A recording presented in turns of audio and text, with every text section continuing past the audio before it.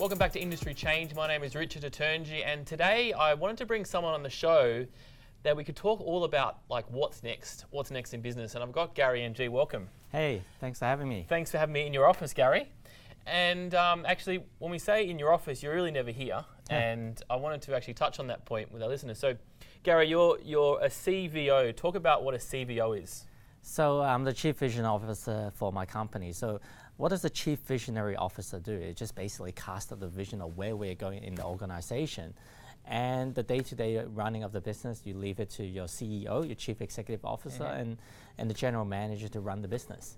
And this is great because we talked to a lot of small to medium businesses. Now, the theory of actually not being in your office at all, not having a desk, not having a role at all, zero, is probably a lot of fear and probably guilt and how do I do that to a lot of people that are possibly watching.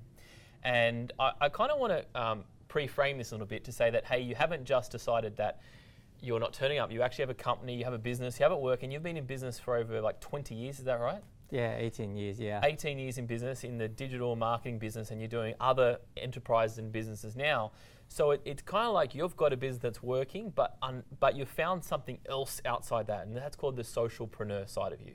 And that's the side that I want to talk a little bit more about. Can you tell me about a little bit about your background first, so we can actually realize that you're running a business, it's on a system, and then you're going out to get the vision. Tell me about your background first. Yeah. So I guess I started a business straight out of uni. I studied economics and marketing, and I thought, you know what, I could work in a marketing ad agency for a few years, get some experience, eventually start up my own business. Yep. And why business in particular? Because, man, when I first came to Australia, the highest tax bracket as an employee was 49.5%. So you get taxed half of your income. Yep. Yeah, it's crazy. Like, that's not the quickest way to accumulate wealth. And to me, like, I came from Hong Kong. I've seen a lot of people that have money and they don't have a lot of money as well. And so to me, like, making money was a game, was a choice.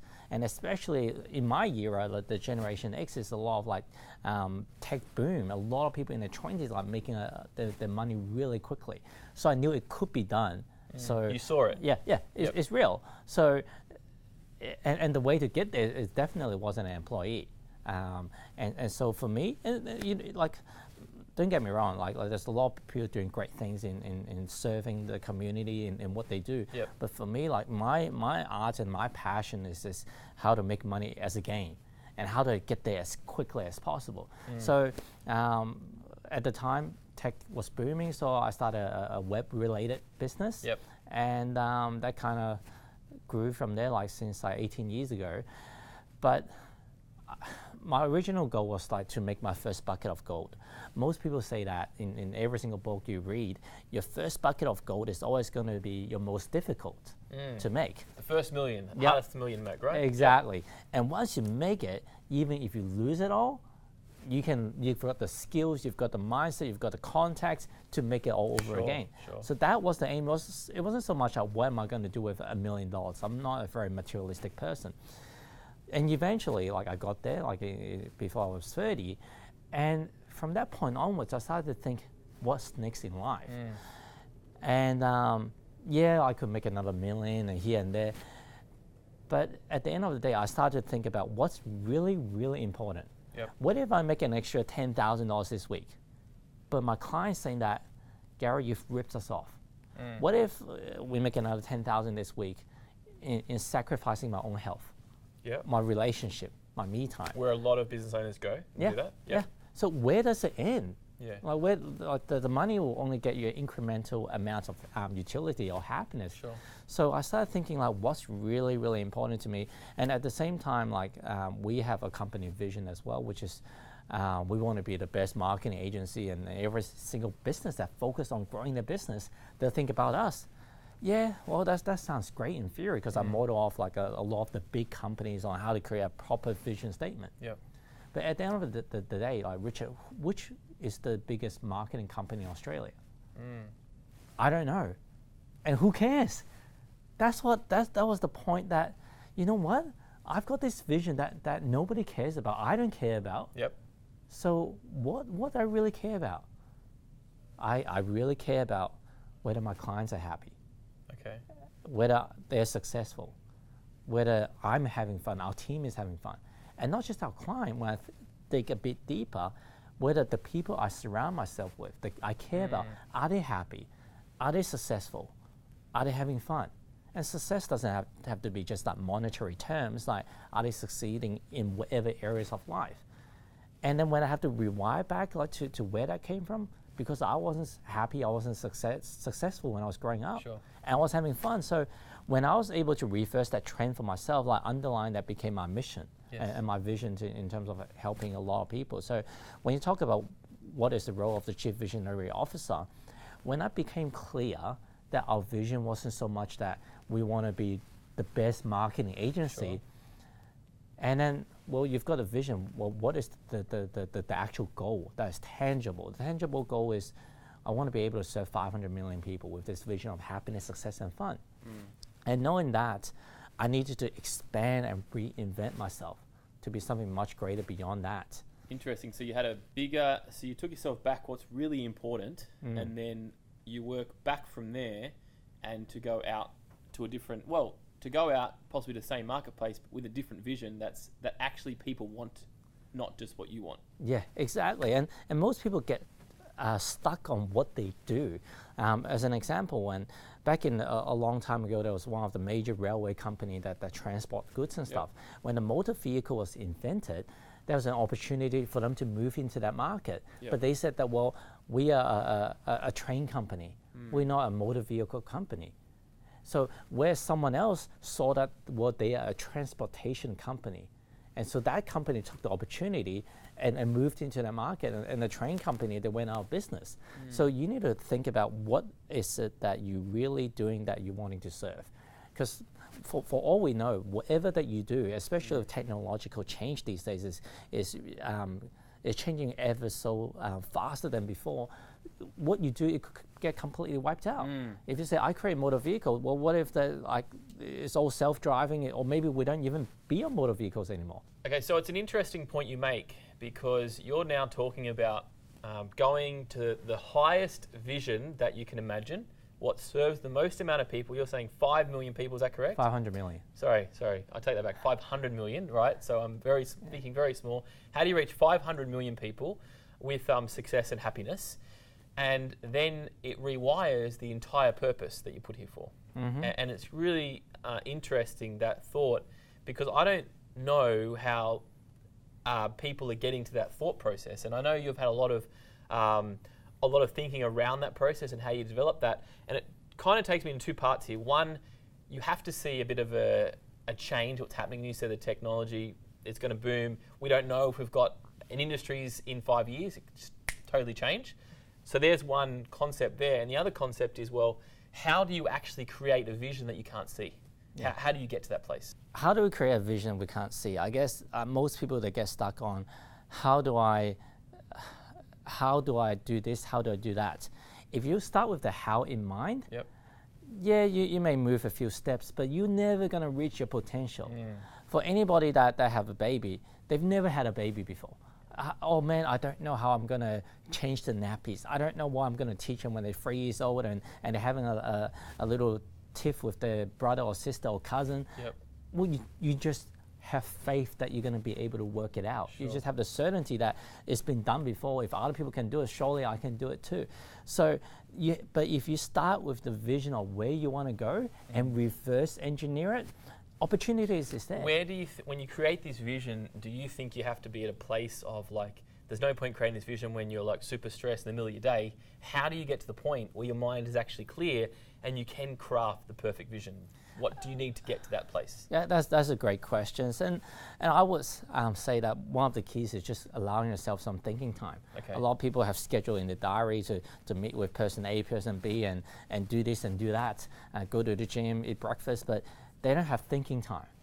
What if you can just allow yourself some thinking time, whether it's sitting by the ocean or just sitting in a quiet room, or maybe just reflecting on your inner self, what's really important to you, to think, well, you know what, if I'm on my deathbed, what would I want my life to be? What is the difference? How do I want people to remember me by? Is it, oh man, I run accounting practices and I've helped 56 clients? Or is it like I'm a painter? Like, who is the person you want people to remember you by? Right. So the vision is not what job you do or not what business you have. It's who are you as a person, and what is that purpose of your life, pretty much. And the vehicle can be many things. Yeah, exactly. And it doesn't have to be like 500 million people. Even if it's just 5 people, like for me, like the 500 million is not like, hey, I want to be big and better. Like for me, it's just somehow it just came to me from above. Like, and I'm not a religious person, but one day I was in a hospital for 2 weeks, and suddenly like, hey, this makes sense. And I don't overthink, oh, how do I do that? It makes sense. I don't really care when I hit 500 million people, but that vision, opportunities start to arise. It's almost like you may see one of your friends buy a new car. You've never noticed that model before.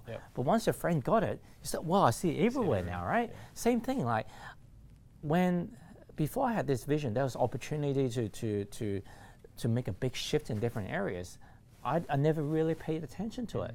So say for example, like Tony Robbins invited me to work with his organization with the workplace culture and how to make it like happier, joyful, and more in alignment to achieve the corporate goals. And Tony, he fed 100 million people last year in America, and like he's a great friend and a good mentor of mine.